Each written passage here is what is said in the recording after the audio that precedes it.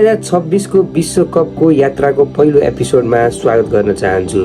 विश्वकप भन्ने बित्तिकै फुटबलको सबभन्दा ठुलो महाकुम्भको रूपमा आइरहेको छ र गत संस्करणको 2022 को वर्ल्ड कप कतारमा भएको थियो भने त्यसपछि 2026 को वर्ल्ड कप भनेको अमेरिका, मेक्सिको र क्यानाडा गरी मिलेर 3 जना देशले होस्ट गर्ने हामीलाई थाहा नै छ। सो यो वर्ल्ड कपको लागि सबभन्दा स्पेसल हामीलाई लागेको कुरा हो भने रोनाल्डोको लागि पोर्चुगलबाट लास्ट वर्ल्ड कप हुनेछ र मेसीबाट अर्जेन्टिनाको लागि उनको लास्ट वर्ल्ड कप हुनेछ। मेसीलाई भने 2022 को स्वर्ण पदक जितेको कारणले गर्दाखेरि उनी सबैभन्दा सर्वश्रेष्ठकै रूपमा रहेका छन् भने रोनाल्डोको लागि अझै एउटा चान्स हुनेछ आफ्नो वर्ल्ड कपमा जुन इन्टरनेसनल ट्रफीमा एउटा सबभन्दा ठुलो ताज अझै एड गर्नको लागि।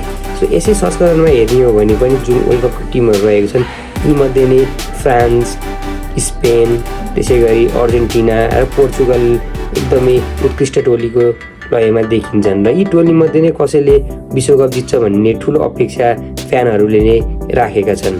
सो विश्वकप 2026 को यो एकदमै ठुलो महाकुम्भमा विभिन्न देशका गरी विभिन्न टोलीहरूको पार्टिसिपेन्ट रहेको छन् भने यसमध्ये नेपाली दर्शकहरूको घुइँचो रहेको छ। त्यसै गरी नेपाली दर्शकहरूले सपोर्ट गर्ने भनेको team maximum Brazil, Argentina, Portugal रहेको छन् र यसमध्ये जर्मनी, स्पेन, इटाली त यसपालिको संस्करणमा रहेको छैन र त्यसै गरी फ्रान्सलाई पनि सपोर्ट गर्ने धेरै हामीले थाहा पाइरहेको छौँ। र यसपालिको विश्वकपको यो छोटो भिडियोमा हजुरहरूलाई कुन चाहिँ टिम मनपर्छ कमेन्ट गर्नुहोला। See you in the next video.